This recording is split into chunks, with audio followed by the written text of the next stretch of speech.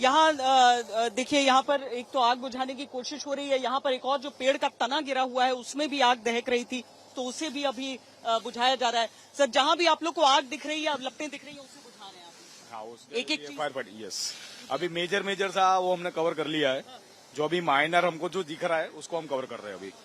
Cover कर रहे हैं, क्योंकि किसी भी तरीके से छोड़ा नहीं जा सकता है। अगर आग कहीं पर लगी हुई है, आप उसे छोड़ नहीं सकते हैं।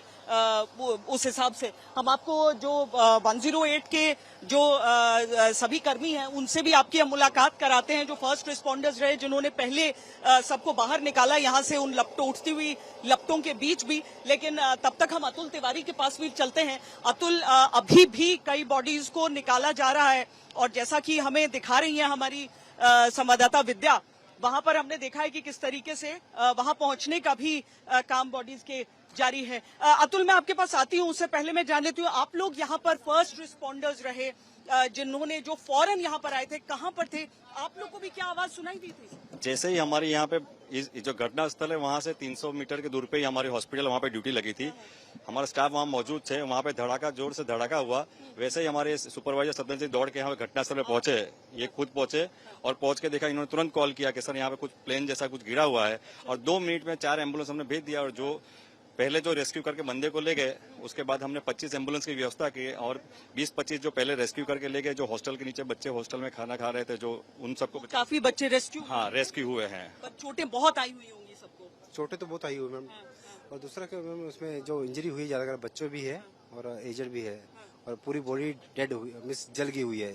कहाँ जली? बर्न इंजरीज बहुत सारी हैं। आप लोग सब लेकिन यहाँ पर लगे रहे, क्योंकि हम देख रहे थे जो निकाल रहा था उसे देखना मुश्किल था, आप लोग सामने मदद कर रहे थे। हम जब बॉडी को उठा रहे थे, सब वो बॉडी का टेम्परेचर भी इतना हाई था, हमारे हाथ में भी जलन हो रहा था, और ये ऐसी परिस्थिति में हमने बॉडी को जल्दी से हॉस्पिटल में भेजा है। क्योंकि आपको कोशिश तो ये थी कि लोगों को जीवित निकाल सके यहाँ से। हाँ, इसीलिए आप अपने बारे में नहीं सोच सकते थे? नहीं, हमारा कोई सोचना ऐसा था ही नहीं। हम लोग का एक ही टारगेट था कि अगर जितनी लाइफ बच सकती है उसको बचाना हमारा टारगेट था।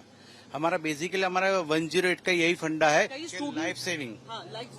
बराबर।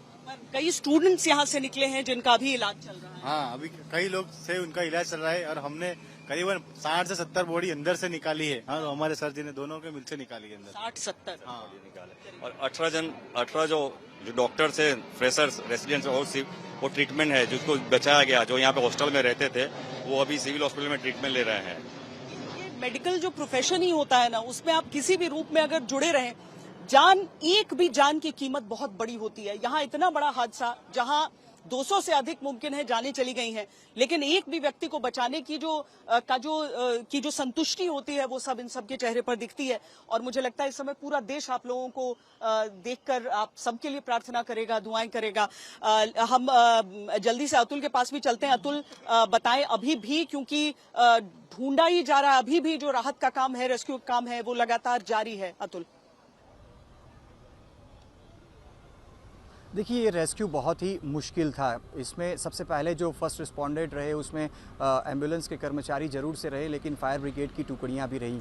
इसके बाद एसडीआरएफ, एनडीआरएफ समेत बीएसएफ और इंडियन एयरफोर्स समेत जो भी अलग अलग डिफेंस के सिस्टम्स हैं, सारी सिस्टम्स को यहाँ पे झोंक दिया गया था। लेकिन सबसे महत्वपूर्ण मैं बात बताऊँ, जब 1:40 को ये प्लेन क्रैश हुआ, मैं 2:15 को साइट पर पहुँचा हुआ था, लेकिन उसके 15 मिनट बाद कुछ ऐसे भी फायर के जवान थे जो कि लगातार फायर फाइटिंग कर रहे थे, पानी का जो छिड़काव है वो कर रहे थे और आग को बुझाने की कोशिश कर रहे थे, ताकि जो भी रेस्क्यू जो उनको करना था उसको बहुत ही तेजी से किया जा सके। क्योंकि जब तक आग बुझाने में सफलता न मिलती तब तक रेस्क्यू करना बहुत ही मुश्किल था। और जिस बिल्डिंग के अंदर जाके प्लेन का आगे का हिस्सा जाके टकराया था, वहां पे भी आग लगी थी, और जिस प्रकार से प्लेन क्रैश हुआ उसमें उसके बाद से जो आग की लपटें जो वहां पे दिखाई पड़ी थी वो काफ़ी भयावह थी। उसके पास पहुंचना भी काफ़ी मुश्किल था। ऐसी परिस्थितियों में फायर ब्रिगेड की टीम ने सबसे पहले जो पानी का छिड़काव किया और कोशिश ये की कि आग पर काबू पा लिया जाए। इसमें कई सारे फायर ब्रिगेड के ऐसे भी कर्मचारी थे जिनको समस्याओं का सामना भी करना पड़ा, और हमारे कैमरे में भी कई ऐसे दृश्य आए जहां पे फायर के जो कर्मचारी थे उनकी सांस फूलने जैसी उनको